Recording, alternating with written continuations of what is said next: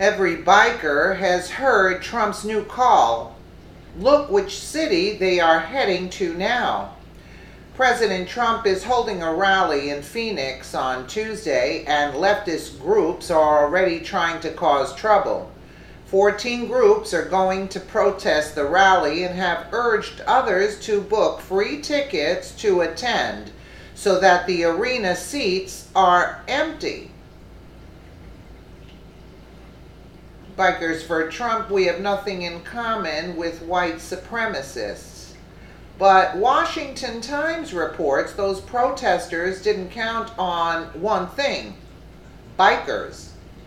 Bikers for Trump's Arizona Cobra chapter put out a call to action to its members saying Donald Trump is coming to the Phoenix Convention Center to hold a rally. There have been plans for Charlottesville sympathizers to protest. We need our bikers to show up and keep people safe. They are supposed to start at 6 p.m. We think we need to be there by at least 4. That is when the doors open. If there are people outside waiting to get in and we don't want anyone to harass them, protesters have a right to protest, but they don't have a right to threaten or intimidate. That is why we need to be there. The groups that plan on protesting the convention center include the Democrat Socialists of Phoenix, Arizona Resist, Desert Progressive, Students for a Democratic Society, Puente, Arizona, and Cosplayers Against Hate. These bikers are tough, and they're not going to be a great line of defense against the creepy and dangerous alt-left protesters. And before the leftists start crying white supremacy, here's a video of the group condemning hate. I'd feel pretty good to the being at the rally, I would assume, knowing these guys were on my side. Share if you love our bikers for Trump. Yes, we certainly do. Let's take a quick listen here. Racism is evil. Absolutely. And those who cause violence in its name are criminals and thugs. Absolutely. Including the KKK, Absolutely. neo-Nazis, white supremacists, and other hate groups. Notice that they don't allow him to say Antifa. Those are the main problems. It's not even the KKK and all this bull crap. Antifa, the KKK dressed in white, let's say, back in the day, and the Antifa dressed in black. So what are they doing? This is all George Soros anyway. I'm sorry. That are repugnant to everything we hold dear as Americans. But you see how they make him speak this way. I'm going to replay it. Listen. Evil. And those who cause violence in its name are criminals and thugs, including the KKK, neo-Nazis, that's white how he said it, supremacists, including, and other hate groups that are repugnant to everything we hold dear as a...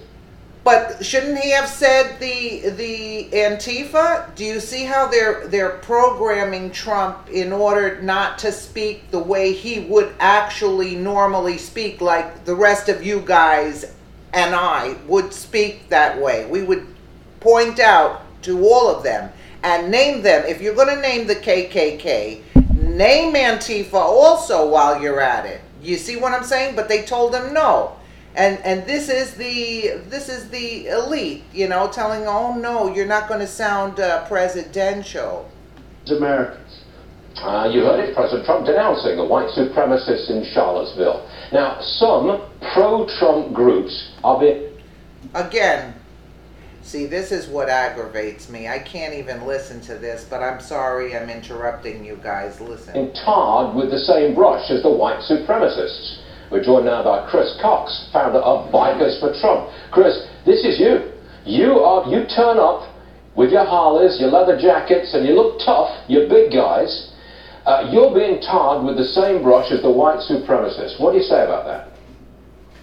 Well, that's just the same narrative that's been coming out of the left for some time now. We have nothing in common with these groups. We measure our members by their level of patriotism, love for our country, and the support of our president. Well, do you think you're a little bit provocative, dressing as you do, riding as you do, towards these kind of events? Well, Stuart, when we show up, we are there to bring peace and calmness to the situation. We're not there to intimidate. We're there to give our president some support, some much-needed support. And these groups like Antifa, the white supremacists, KKK, Black Lives Matter, these are bottom-dwelling scumbags that are trying to perpetuate fear in this country, and we certainly have nothing in common with them. And a lot of people out there don't want to have anything to do with politics, but let me tell you something. Politics will have something to do with you, and people need to get involved, and we need to show our president some support here. I don't know whether your group was in Charlottesville over the weekend. I No, don't they know whether you were weren't. there or not. No, you were not. But if you had been there, what would you have done to keep the peace? Well, we certainly would have stood our ground, and you know, I've had some of our guys call me, and we decided that really wasn't what we were about.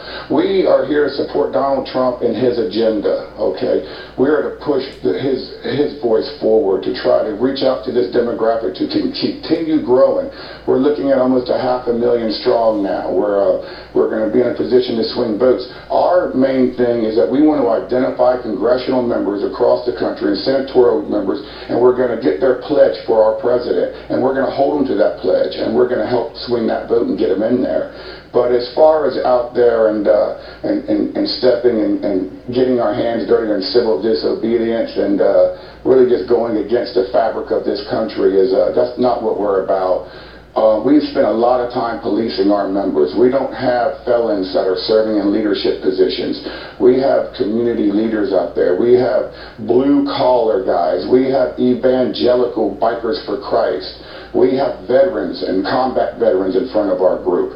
So as far as looking into the future, you may see Bikers for Trump at some of these events, but you'll see them on their best behavior, and we certainly won't be taking the law into our own hands. We've got a lot of questions to ask, you know, in Virginia, being a commonwealth that it is, you know, and being told to stand down, that goes against every fiber of a police officer that has given that oath and sworn to serve and to protect, and to have to watch felonies unfolding. It goes against every fiber of the police department and police officers, and our hearts go out to them. We couldn't have more support than them than we do now. And we're going to continue to support police officers around the country. We're going to continue to support our president with unyielding support. And we're excited about the leadership that Donald Trump has exemplified throughout this first 200 days of his candidacy and his presidency. And we couldn't be more excited because we see a bright future for our country under the new leadership of Donald Trump. Well, let's hope that the violence stops, because it's most unpleasant for everyone. Chris Cox, Bikers for Trump, thanks for joining us, sir. We'll see you again. Notice he called him out. He called the Antifa out. You see what I'm saying? Like, and he made some excellent points about the police standing down. I mean, it goes against every fiber of their being.